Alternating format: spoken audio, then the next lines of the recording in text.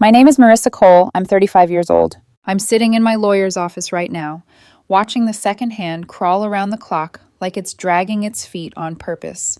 The leather chair creaks every time I shift my weight. The air smells faintly like coffee that's been reheated one too many times. Through the glass wall, I can see my attorney flipping through a stack of papers, custody forms, emergency filings, words that will decide the shape of my children's lives. My kids are safe. They're at my mother's house, eating grilled cheese and watching cartoons, confused but okay. They keep asking when things will go back to normal. Their father is in county lockup, and 2 days ago he told me, without blinking, I'm taking the kids to live with my girlfriend. Let me tell you how we got here. It was Thursday evening when everything cracked open. I came home from work expecting the usual chaos, shoes kicked off by the door, backpacks half unzipped, the low hum of the TV competing with the kids arguing over whose turn it was to choose a show. Instead, I walked into silence. Then I saw the suitcases. Not mine. Small ones. Colorful ones. The kind with scuffed wheels and cartoon stickers peeling at the edges. One was stuffed with my daughter's clothes, her favorite purple hoodie draped carelessly over the top. Another was filled with my son's toys. Plastic dinosaurs, a tablet, the pajama set he refused to sleep without. My stomach tightened. On the couch sat Lila, 7 years old, legs tucked under herself, eyes fixed on the TV without really watching it. Beside her was Noah, 5, clutching a stuffed dog by one ear, chewing his lip the way he does when he's nervous. Hey babies, I said softly, what's going on? They both looked at me, relief and confusion colliding on their faces. Before either of them could answer, their father walked out of our bedroom. He had another suitcase in his hand. He didn't look at me, not at first. Just set the bag down and exhaled like someone finally done holding their breath. We need to talk, he said. Of course we did. I'm done pretending this is working, he continued, voice flat, rehearsed. Maya and I are getting a place together. I'm taking the kids. Maya, his gym friend. The woman whose texts he used to tilt his phone away to read. The one he said helped him stay motivated during his evening classes. The classes that somehow never resulted in credits, certificates, or anything tangible at all. I felt something cold settle behind my ribs, but my voice came out steady. Where? I asked. He glanced at me then, surprised by my calm. Her cousin has a rental. Nice area. Good schools. Where? I repeated. He rolled his eyes. Does it matter? Yes, I said. It matters. About 4 hours north, he replied, across the state line. There it was. Not the affair. Not even the threat of taking my children. The state line. I kept my face neutral, even as something heavy clicked into place in my mind. When are you planning to leave? I asked. Tonight, he said. Maya's picking us up in an hour. I looked past him at my kids. They were watching cartoons again, pretending not to hear us, pretending their world wasn't being folded into suitcases 10 feet away. Good luck, I said. He froze. Slowly, he turned to face me fully, disbelief etched across his features. That's it? That's it. No fighting? No begging? His voice sharpened. I expected you to fight for your family. I almost laughed. My family? I asked quietly. You're leaving me for another woman and taking my children. What family are you talking about? He scoffed, muttered something under his breath, and went back to packing. I walked to the kids and crouched down in front of them. Hey, I said gently, why don't you go play in your room for a bit? But Mommy, Lila started. Just for a little while, I said, forcing a smile. I'll come get you. They hesitated, then obeyed. The door closed behind them with a soft click. That's when he turned on me. Don't try to turn them against me, he snapped. I'm not, I replied. I just think you should slow down and actually think this through. He laughed. Maya loves me. She loves the kids. We're going to be a real family. And your obligations here? I asked. He waved a hand dismissively. I'll transfer supervision or whatever. My parole officer likes me. I watched his confidence spill out like gasoline. You need written permission to leave the state, I said. It's just a few hours away, he shot back. Stop trying to control me. A car horn blared outside. He smiled. That'll be her. He grabbed the bags. I helped him carry them out, even shook Maya's hand when she stepped out of her SUV. She looked uncomfortable, eyes darting between us, clearly realizing she'd walked into something much messier than she'd been promised. No hard feelings, she said awkwardly. Sure, I replied. Good luck. The kids hugged me, confused, clinging like they sensed something breaking that didn't have a name yet. I told them I loved them, told them to be good, told them I'd see them soon. Then they were gone. I waited exactly 30 minutes, long enough for them to get on the interstate. Then I picked up my phone and made the call. "Officer Reyes," I said when she answered, "this is Elena Ward. My husband just left the state with our children." I gave her the details, the vehicle, the destination, the violation. She didn't interrupt me. When I finished, she said quietly, "You did the right thing." I poured myself a glass of water and sat at the kitchen table, staring at the empty space where my kids' shoes should have been. At 11:47 p.m., my phone rang. "We have him in custody," Officer Reyes said. "They were stopped 45 minutes from the border. Your children are safe." I closed my eyes. Everything after that happened fast. CPS paperwork, midnight car rides, tears I swallowed until later. But one thing was already clear. He thought he could take my children and start a new life. He forgot the rules still applied to him. And he forgot that I would protect my kids, even if it meant ending his freedom. If you had asked me a week earlier whether I believed my husband would ever choose chaos over caution, I would have said no without hesitation. Not because he was loyal, not because he was kind, but because he was afraid. Fear had shaped our lives for the last year and a half, quietly, constantly, like background noise you stop noticing until it's gone. Fear of paperwork, fear of court dates, fear of one wrong step undoing everything we'd fought to stabilize. Or so I thought. 18 months ago, my husband was arrested for prescription fraud. He'd been working as a medical assistant, trusted with access he never should have abused. Forged scripts, painkillers, sold them to people he knew, told himself it was temporary, told himself everyone did it, told himself he was smarter than the system. He wasn't. A pharmacist noticed inconsistencies, signatures that didn't match, dates that overlapped.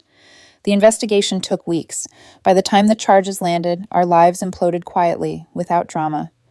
No sirens at the door, just an envelope, a court date, and the slow understanding that nothing would ever feel solid again. He got lucky. First offense, no violent history, a sympathetic judge, and a very expensive lawyer. A lawyer I paid for. The sentence was suspended. 2 years probation, 18 months parole, strict conditions. No leaving the state without written permission. Mandatory monthly check-ins with a parole officer. Random drug testing. Maintaining stable employment. Maintaining a stable residence. No new relationships that interfered with supervision.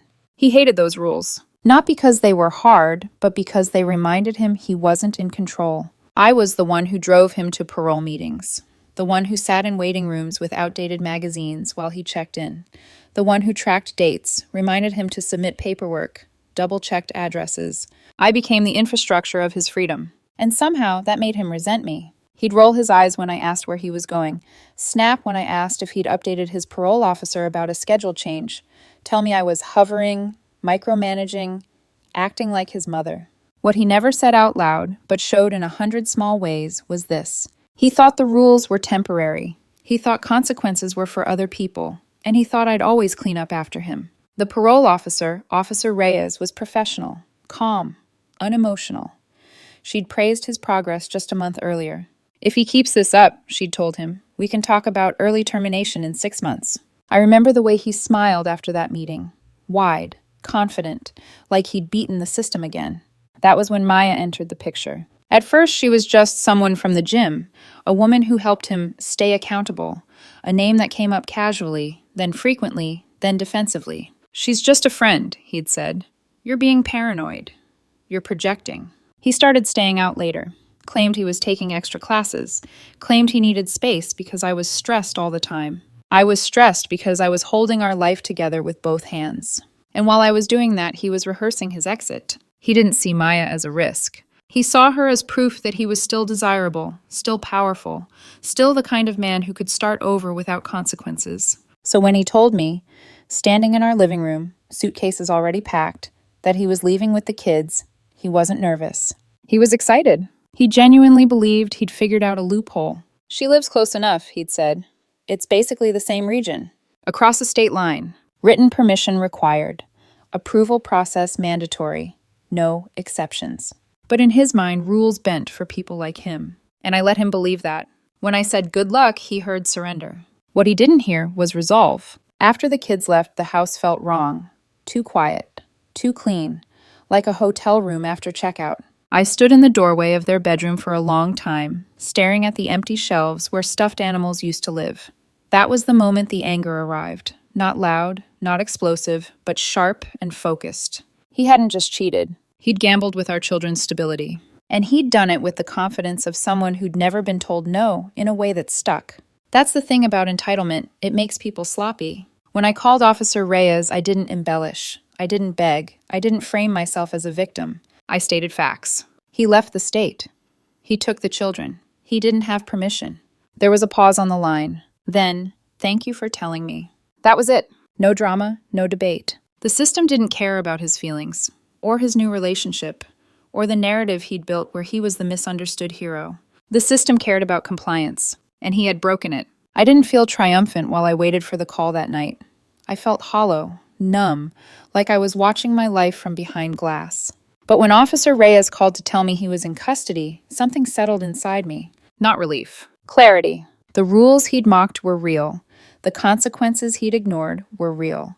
And the danger he'd put our kids in was finally being taken seriously. Later, when I picked my children up from the CPS office, the social worker knelt down to their level and explained gently that their father had to stay with the police for a while. Lila's hand tightened around mine. Noah leaned into my side, already half asleep. I signed paperwork with shaking hands, not from fear, but from the weight of knowing this wasn't a misunderstanding anymore. This was the beginning of something irreversible. That night, after the kids were finally asleep in my mother's guest room, I sat alone at the kitchen table and opened my laptop.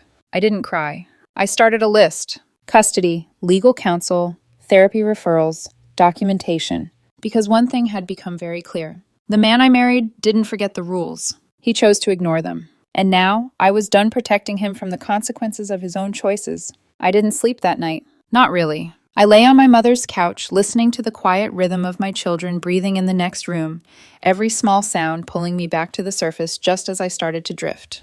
The house smelled like laundry detergent, and the chamomile tea my mom insists cures everything. Familiar. Safe. But my mind wouldn't stop replaying the moment the SUV disappeared down our street. I kept thinking about how calm he'd looked, how sure of himself. As if the world would simply rearrange itself around his desires. At dawn, my phone buzzed. A text from his mother. How could you do this to him? You've ruined his life. I didn't reply. By mid-morning, there were more messages, missed calls, voicemails I didn't open. Everyone wanted to tell me what I should have done. Everyone wanted to rewrite the rules after they'd already been broken. I focused on my kids. Lila asked for cereal, then forgot about it halfway through pouring milk because she was too busy watching me. You're not going to disappear too, right? She asked. The question landed harder than any accusation. No, I said immediately, kneeling in front of her. I'm right here. I'm not going anywhere. She studied my face like she was as committing it to memory, then nodded. Later that morning, my phone rang again. Officer Reyes. We've processed him, she said. He'll be held pending the parole violation hearing. Given the circumstances, that won't take long. And the kids? I asked, even though they were sitting 10 feet away coloring at the kitchen table. You're the non-offending parent with no criminal history, she replied. There's no question about placement. No question. That phrase echoed in my head. For the first time in months, maybe longer, I felt like the ground beneath me wasn't shifting. That afternoon, my lawyer called. He didn't waste time on pleasantries. Marissa, we need to move quickly, he said. Emergency custody filings, temporary restraining provisions. You need to document everything, texts, calls, any attempt to contact the kids. I already started, I said. There was a pause. Good, he replied. That helps. I hung up and stared at the wall for a long time. This wasn't just about what he'd done. It was about what he had almost done. Taken them out of state, cut me out, rewritten their lives with a woman they barely knew. A woman who, according to Lila, had already told them what to call her. That evening, while I was tucking them into bed, Lila spoke again. Mom? Yes, baby. Dad said when we get settled, we won't need you anymore, because Maya will take care of us. I froze. I kept my voice even, gentle. And how did that make you feel? She shrugged, but her eyes filled. Scared. Something inside me hardened into something unbreakable. No one gets to replace me, I said quietly. Ever. And no one gets to tell you that. She nodded, curling into her pillow. Noah was already asleep, unaware of how close his world had come to being pulled out from under him. That night, I emailed my lawyer again. We need to pursue full emergency custody. No unsupervised contact. He told the children I would no longer be their mother. The reply came 10 minutes later. Understood. That changes things. The next day, the first official notice arrived. Parole violation. Interstate travel without permission. Removal of minor children during commission of a violation. I read it twice. The words were cold, clinical, unemotional. Exactly how the system treats people who think they're special. By the end of the week, he was transferred to county lockup to await his hearing. That was when Maya showed up. I opened the door to find her standing on my porch, eyes rimmed red, clutching her phone like a shield. I didn't know, she said immediately, about the parole, about the kids, about any of it. I believed her, mostly because she looked like someone who'd just realized she'd stepped into quicksand. He told me you were separated, she continued, that you were controlling, that you didn't let him see the kids. I crossed my arms, not angry, just tired. We were married, I said, living together, raising our children. Her face crumpled. I would never have agreed to this, she whispered. I know, I said. That's why you're here, and that's why you need to leave. She hesitated. What's going to happen to him? I thought about the man who'd pack my children into suitcases like carry-on luggage. The same thing that happens to everyone who ignores the rules, I replied. Reality. She nodded slowly, like someone absorbing a lesson they never wanted. When she left, I locked the door behind her and leaned against it, finally allowing myself one deep, shaky breath. Not grief. Release. The hearing was scheduled for the following week, and for the first time since this nightmare began, I knew exactly where I stood. I wasn't reacting anymore. I was preparing. Because the call I'd made didn't just stop him from leaving the state. It started a chain reaction he couldn't undo. And in the days ahead, that realization was going to hit him harder than any jail cell ever could. The first time I heard exactly what he'd been saying to the kids, it wasn't from a report or a lawyer. It was from my daughter, sitting cross-legged on my mother's guest bed, carefully lining up her stuffed animals like they were standing guard. She didn't look upset when she said it. That's what scared me. Mom, Lila said, not looking up. Dad told us something in the car. I sat on the edge of the bed. What did he tell you? She hesitated, twisting the sleeve of her pajama top around her finger. He said, when we move, things will be different. Different how? She finally met my eyes. He said we wouldn't need you anymore, that Maya would take care of us now. There it was. Not shouted, not dramatic, delivered quietly, strategically, like planting a seed. I felt the familiar surge of anger rise in my chest, but I didn't let it touch my voice. And how did that make you feel? I asked. Lila shrugged. I didn't like it. Why? Because you're my mom, she said, as if explaining something obvious. And he said we shouldn't call you that anymore. I took a slow breath through my nose. That wasn't panic talking. That wasn't confusion. That was intent. Did he say anything else? I asked. She nodded. He said not to tell you because you'd get mad and try to stop us. My jaw tightened. No one, I said carefully, gets to tell you to keep secrets from me. Ever. She nodded immediately, relief washing over her face like she'd been waiting for permission to let go of something heavy. From the doorway, Noah watched us quietly, clutching his stuffed dog. He didn't say anything, but he didn't need to. His presence alone told me he'd heard enough to be affected. That night, after the kids were asleep, I called my lawyer. I didn't raise my voice. I didn't ramble. I stated facts. He told the children I wouldn't be their mother anymore. He instructed them to keep secrets from me. He positioned his girlfriend as their replacement parent. There was a pause on the line. That's parental alienation, my lawyer said, and it strengthens your case significantly. Good, I replied, because I'm done giving him the benefit of the doubt. The next morning, I received notice that he'd been formally charged with resisting during the stop. Apparently, when officers informed him he was being detained for the parole violation, he didn't comply. He argued, raised his voice, insisted they had no right to interfere. When one officer attempted to separate the kids from the situation, he stepped in front of them, shouting about his rights, his family, his authority. He didn't cry. He raged. And when that didn't work, he blamed. By the time they had him in handcuffs, he was still insisting this was my fault, that I'd manipulated the situation, that I'd forced his hand. That detail mattered, not because it surprised me, but because it confirmed something I'd already suspected. He didn't see the kids as people with emotional needs. He saw them as leverage. 2 days later, the first call came from his mother. She didn't ask about the kids. She didn't ask what had happened. She launched straight into accusations. You knew what you were doing, she snapped. You set him up. I reported a parole violation, I replied. That's not a setup. You could have stopped him. I'm not responsible for his choices, she scoffed. You're cold. No, I said calmly. I'm finished cleaning up his messes. She hung up on me. That afternoon, my lawyer filed for emergency full custody with supervised visitation only, pending psychological evaluation and completion of required programs. When I signed the paperwork, my hand didn't shake. Because once a parent tells a child to erase the other parent, there is no neutral ground left. That evening, while I was making dinner, Noah tugged on my sleeve. "Mom," he said softly, "are we still a family?" I crouched down so we were eye level. "Yes," I said, "we are, and we're safe." He thought about that, then nodded once, satisfied. That was when I understood something with absolute clarity. This wasn't about punishment.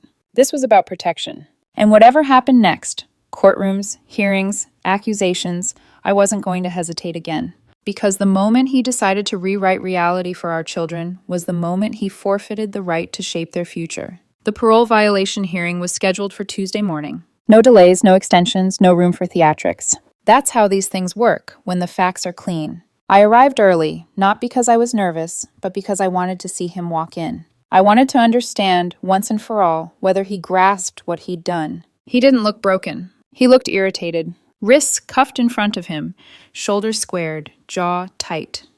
The posture of a man who believed this was an inconvenience, not a reckoning. He glanced around the room, eyes flicking toward me for half a second before snapping away. No apology, no regret, just annoyance. The judge entered, the room rose, then settled into silence. The prosecutor didn't waste time. Violation of parole conditions, unauthorized interstate travel. Removal of minor children during commission of a violation. Resisting detention. Each point landed like a nail. When his turn came, his public defender stood and tried to soften the edges. A misunderstanding. He believed he had verbal permission. He didn't intend to leave permanently. The judge raised an eyebrow. "Did you request written authorization to leave the state?" she asked. He leaned forward, voice sharp. "I didn't think I needed to. It was just a few hours away." "That wasn't the question," she replied. "Did you request authorization?" "No," he said. "Did you receive authorization?" "No." That should have been the end of it. But he couldn't stop himself. "This never would have happened if she hadn't called my parole officer," he snapped, pointing in my direction. The judge didn't even look at me. "She didn't force you to violate parole," the judge said evenly. "She reported a violation after it occurred. That is not entrapment." He scoffed under his breath. That sound, dismissive, entitled, echoed louder than any shout. Officer Reyes testified next. Calm, professional, precise. She described the call I'd made, the stop, his refusal to comply, the way he'd tried to block officers from separating the children from the scene. When asked if he appeared confused about the conditions of his parole, she shook her head. "No," she said, "he was aware." The judge leaned back in her chair. When he was given a chance to speak, he stood. Not humbly, not carefully. He launched into a defense that sounded more like a grievance. He talked about stress, about being pushed, about how he deserved a fresh start. At one point he said, "I was trying to do what was best for my kids." The judge interrupted him. "By removing them from their home without consent, without authorization, with a woman they barely knew?" He opened his mouth, then closed it. Silence. The ruling came quickly. Parole revoked. He would serve the remainder of his original sentence, 18 months, effective immediately.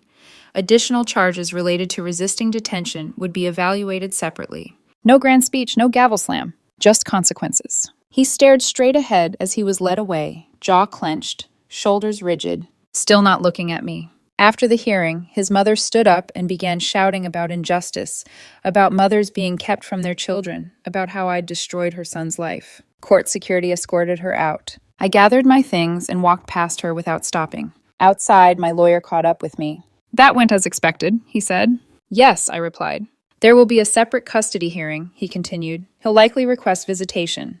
"Supervised only," I said immediately. He nodded. "Given what he told the children, that's reasonable." That word again. Reasonable. It felt surreal how much damage had been done by choices that were anything but. That evening, I sat at my mother's kitchen table, helping Lila with her spelling homework while Noah colored beside us. Everything looked normal, but I knew better. This wasn't over, because men like him don't accept limits quietly. They look for someone else to blame, and when they realize the courtroom won't listen, they start pulling at the world outside it. Family, friends, anyone willing to echo their version of events. I tucked my kids into bed that night and kissed their foreheads. "You're safe," I whispered, more to myself than to them. But even as I said it, my phone buzzed with a notification. A message from his sister. "We need to talk. There are things you don't know." I stared at the screen for a long moment. Then I locked the phone and set it face down on the table. Because whatever came next, I wasn't reacting anymore. I was ready. I didn't respond to his sister's message right away. Not because I was afraid of what she might say, but because I'd learned something important in the last few weeks. Silence makes people careless. They fill it. The next afternoon, while my kids were at school and my mother was out running errands, the doorbell rang. I wasn't expecting anyone. When I opened the door, I found Maya standing on my porch again. She looked different this time. No gym clothes, no confidence, no practiced smile. Her shoulders were tense, posture stiff, like she was bracing for impact. "I'm sorry to show up unannounced," she said quickly, "but I need to talk to you." I stepped aside and let her in. She didn't sit, just stood in the living room, eyes scanning the space like she was taking inventory of a life she'd almost stepped into. "I didn't know," she said again. "About the parole, about the kids, about any of it."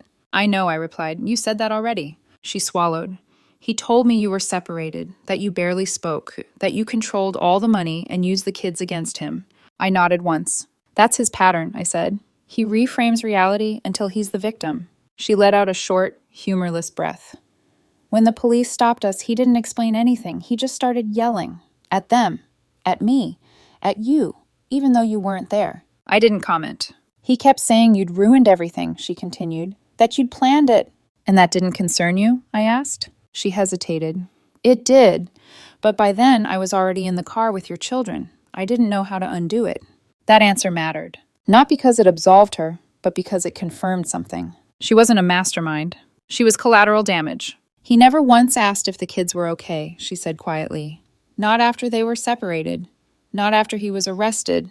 He just kept asking what would happen to him." That was when I felt it. Not satisfaction. Confirmation. "I came to tell you," she said, "that I'm done. I blocked him. I won't be involved in this anymore." "Good," I replied. "That's the smartest decision you'll make." She nodded, relief flickering across her face. Then she hesitated again. "There's something else," she said. "Something you should know." I waited. "He wasn't just seeing me," she said. "I found messages, other women. Some from before you even knew about me." I exhaled slowly. "I figured," I said. She looked surprised. "You're not shocked?" "No," I replied. "I'm finished being surprised by him." She gave a small nod, then moved toward the door. "I hope your kids are okay," she said. "They will be," I answered, "because they're not with him." After she left, I locked the door and leaned against it, not because I was overwhelmed, but because something heavy had finally lifted. The story he'd been telling was unraveling. And not just to me. That evening, his sister called. This time I answered. "I didn't believe you before," she said without preamble, "about how bad things were." I stayed silent. "He's been lying to all of us," she continued, "about money, about his job, about why you were always stressed." I waited. "He asked me to tell the court you were emotionally abusive," she said. I refused.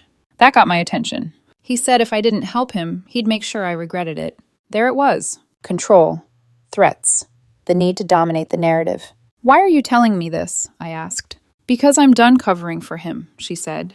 "And because there's more. Things that might matter legally." My grip tightened on the phone. "Like what?"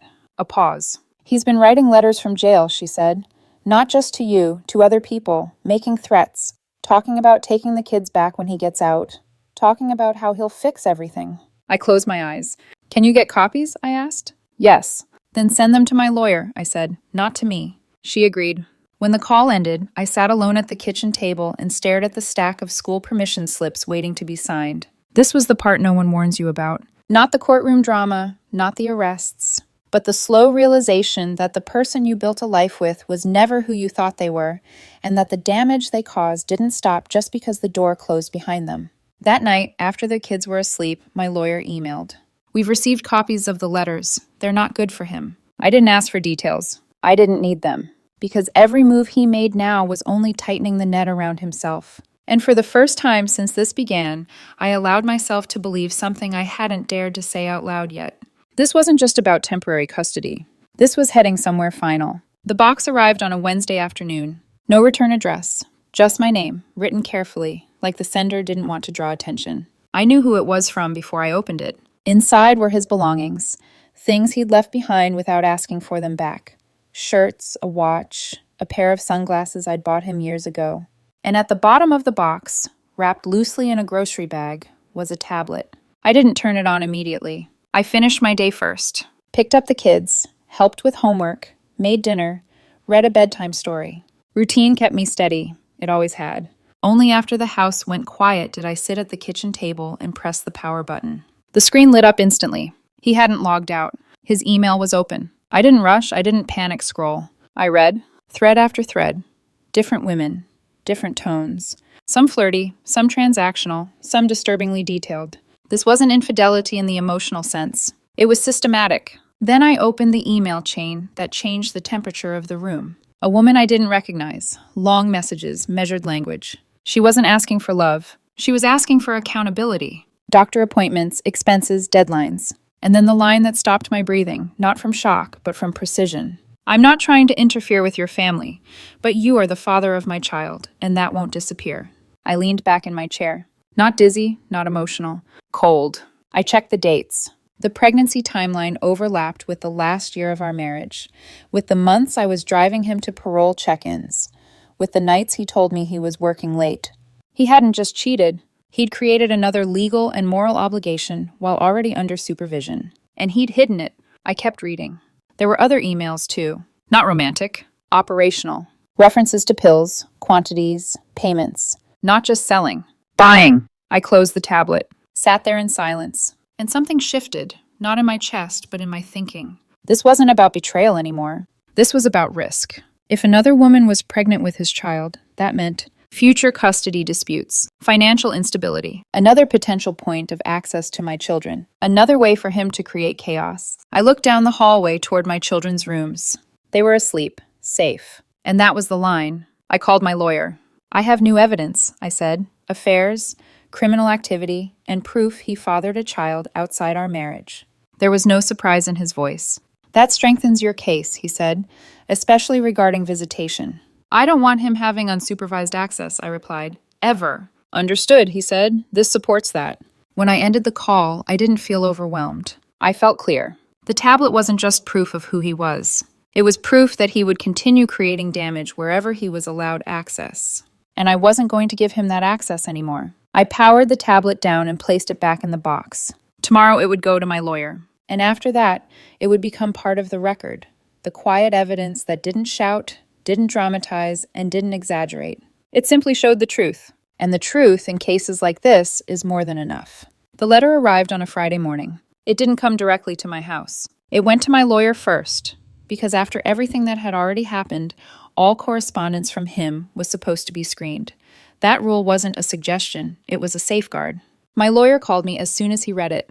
"Marissa," he said, voice tight, professional, but edged with concern. "I need you to come in today." I didn't ask why. I already knew. When I got to his office, the letter was waiting on the table between us. 3 pages, neatly written, calm handwriting, no visible rage, no profanity. That alone was a warning sign. He addressed it to the children, my lawyer said, not to you. I took a slow breath. "Read it to me." He hesitated. "Are you sure?" "Yes." He started with the first line. "My baby's daddy misses you more than anything." I didn't react. Then it shifted. "Mommy is keeping us apart because she's angry. She doesn't want us to be together because she's mean. But when I get out, we'll fix everything." My lawyer paused. I nodded once. "Keep going. When I'm free, we'll run away together. Just the 3 of us. We'll go somewhere Mommy can't find us, and we'll be happy again. Don't tell her about this plan. It's our secret." The room went very still. That wasn't desperation. That wasn't grief. That was strategy. I looked up. "This is enough, isn't it?" My lawyer didn't hesitate. "Yes." He slid another document across the table. "Attempted parental alienation," he said. "Psychological manipulation of minors. Implicit threat of custodial interference." I read the words detached. "He knows he's losing," I said. "Yes," my lawyer replied, "and this is what that looks like." He explained what would happen next. A formal motion to restrict all contact. A request to suspend visitation indefinitely. A recommendation for court-ordered therapy for the children. And, if the judge agreed, a pathway toward termination of parental rights. I didn't celebrate. I didn't feel vindicated. I felt resolved. That afternoon, I sat down with my kids. I didn't show them the letter. I didn't repeat his words. I kept it simple. "Daddy made some choices that weren't safe," I said. "And because of that, there are rules about how and when he can talk to you." Layla frowned. "Is he mad at us?" "No," I said immediately. "None of this is your fault." Noah looked up from his toy. "Is Daddy coming to get us?" I met his eyes. "No." Not harshly, not angrily. Just truth. That night, after they were asleep, I forwarded the letter to the court-appointed child advocate and the therapist my lawyer had recommended. The therapist called me the next morning. "This letter is extremely concerning," she said.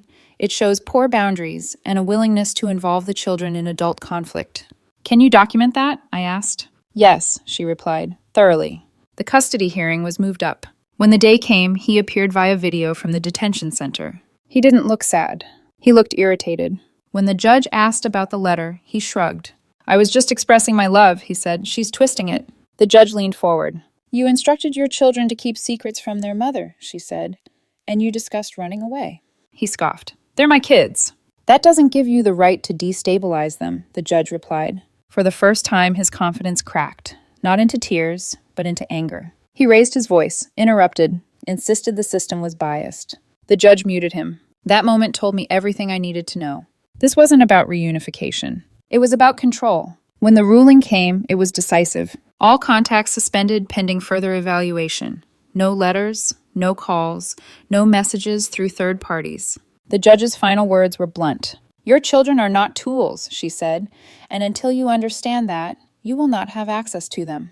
He stared at the screen, jaw clenched, fists tight. Still no remorse. After the hearing, my lawyer turned to me.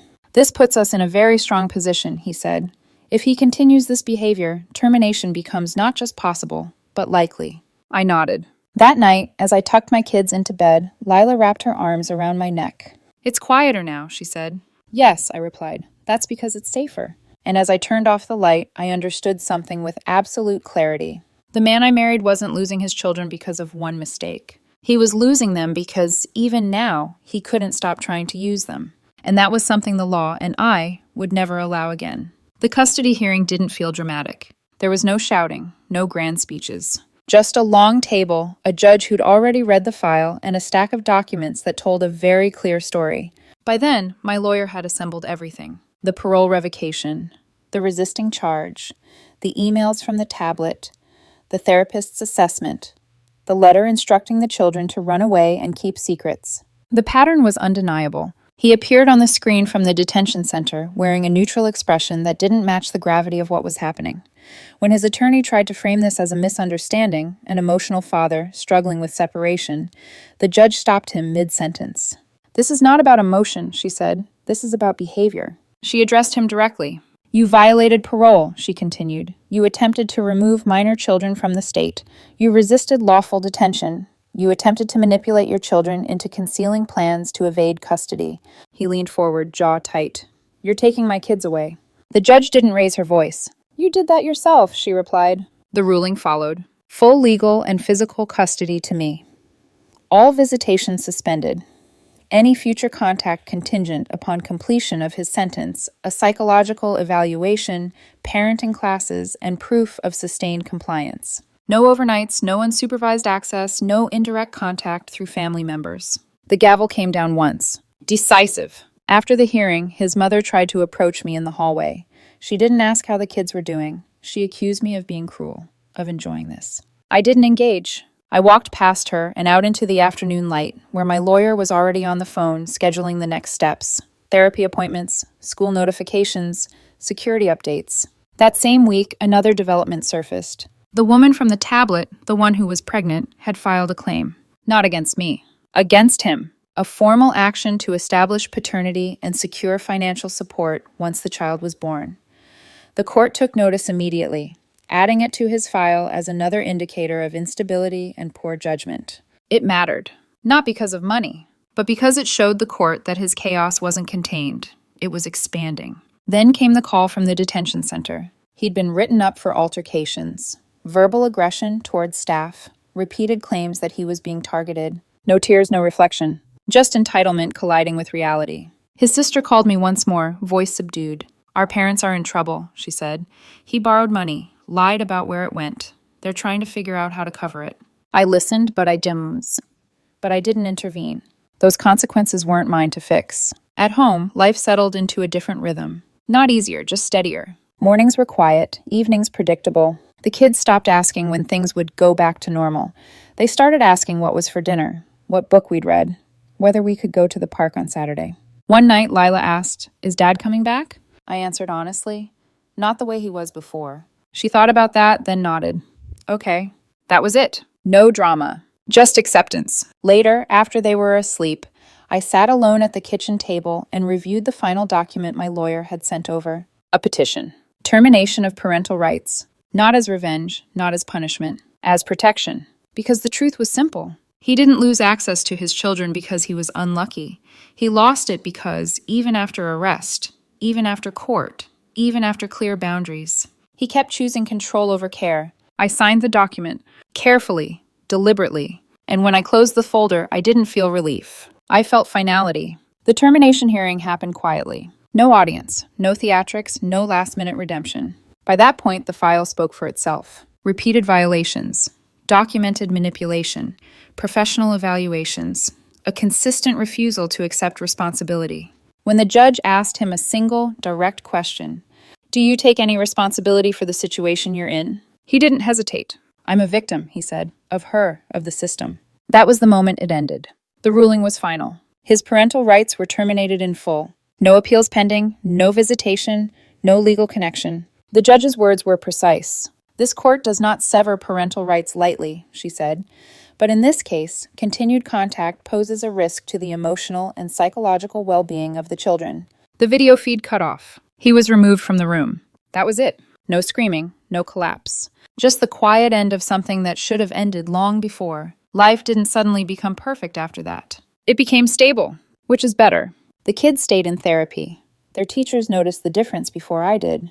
More focus, fewer anxious behaviors. Lila started sleeping through the night. Noah stopped asking if someone was coming to take him. We took down the photos that made them uncomfortable. Not out of anger, out of care. Clean break, the therapist called it. I listened. I didn't date for a long time. When I finally did, it was slow, cautious, intentional. No rushing, no explanations owed. Just peace. One afternoon, months later, I ran into him by accident at a hardware store near the detention center. He looked smaller somehow, older. He asked how the kids were doing. "They're good," I said. "They're safe." He nodded, didn't argue. That told me everything. On Lila's birthday, after the party was over and the house was quiet, she came and sat next to me on the couch. "I'm happy now," she said. Not excited, not dramatic. Just certain. "Why?" I asked. "Because it's not scary anymore." I wrapped my arm around her. "It's never going to be scary again," I said. "I promise." She nodded. She believed me. I didn't ruin his life. I stopped letting him ruin ours. The consequences that followed weren't my doing. They were the natural result of choices made by someone who believed rules were optional and boundaries were negotiable. They're not. If there's one thing I've learned through all of this, it's this. Protecting your children doesn't require rage. It requires clarity, consistency, and the willingness to walk away when someone proves, over and over, that they are unsafe. We're not looking back. We don't need to, because the life we built after the chaos is quieter, steadier, and real. And that's more than enough.